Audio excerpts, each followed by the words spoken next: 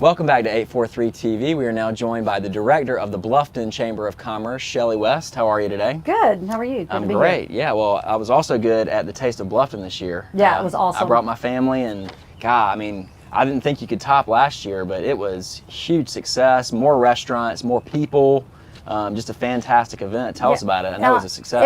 It was a great event. I would like to think Bluffton today was really instrumental in helping us develop that event.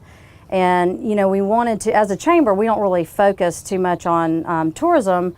We're more of a business community chamber, but we did want to hone in on a couple of signature events that we knew would be less costly. We wouldn't have to get, ask for a lot of tax money to promote these events, to help promote the area and help brand Bluffton and bring people in. So the Taste of Bluffton was just huge, and we're estimating that we had about 6,000 people. I believe it. It was packed. It was busy. And we just, the numbers we're still bringing the numbers in, but we're looking, about 65% were kind of from the area, but the rest of them were from out of town, out of state. Yeah. So it was a great event.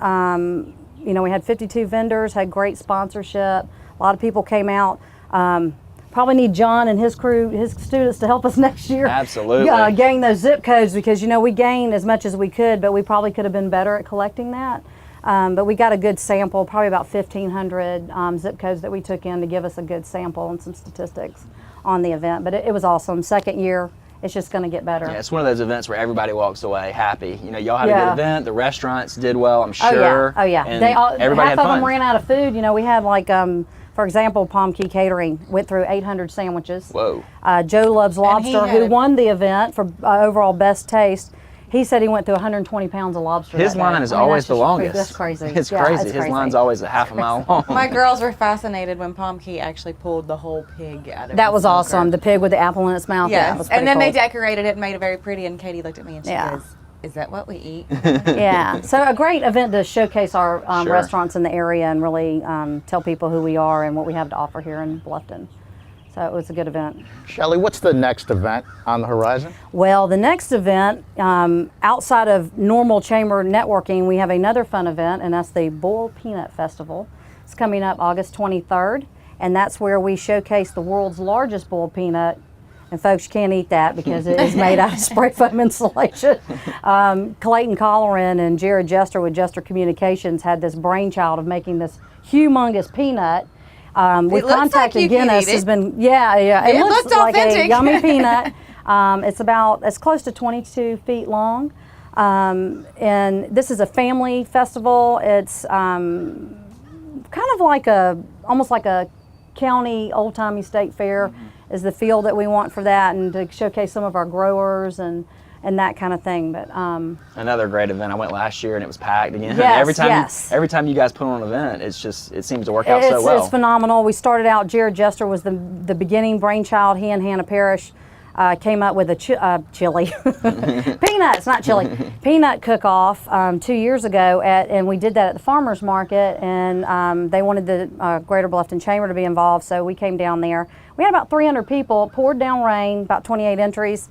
And so he said, I want the chamber to take it over. I want y'all to partner with the Bluffton Rotary. I'm also a Bluffton Rotarian. We have a lot of Rotarians on our board, so this is a good fit for us. And so we said, you know what, let's make this thing a festival. And we went from 300 to, we think, about 3,000 people. That's incredible. Just slightly. Yeah, incredible. So Shellie, who is involved with the festival, and can you give us an idea of the background? Well, the background is that Jared, we came up, it was originally a cook-off, and we decided to develop it into a festival. So it was a 2-day event last year. We revealed the world's largest boiled peanut at the farmers market, which was incredible. And then we had the actual festival the following Saturday. And Bluffton Rotary is involved. We have Hilton Head Nissan with New River Automall, one of our lead sponsors this year. And last year we had Hilton Head Honda. It's good to get the dealerships. They're really good about sponsoring events around town. Excited about that. So we're working directly with Rotary. It kind of serves, we wanted to make sure that we're making everybody happy. So these events serve several purposes.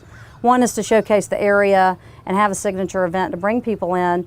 Two is to also highlight our businesses, because we're going to have this down at the promenade and we want to give them some attention. So we're going to encompass the whole promenade for this event. And three is also, it is a little bit of a fundraiser for the Rotary, the Chamber, and we also have proceeds set aside that we will be giving to charity of choice, and that will be decided by the winner of the cook-off. So And what last are year it s- was Boys and Girls Club got a check from us, so it was good. So what are some of the other activities that go on other than obviously well, you know, eating we do really have a good kiddie peanuts? area, face painting, jumpy houses, and that, you know, typical things that you see. I'd like to find somebody to dunk in a dunking booth. That would be fun if we could get a volunteer for that. But, you know, a lot of people selling different kinds of peanuts. We have contests. We have Little Miss Bull Peanut and we have Little Mr. Goober.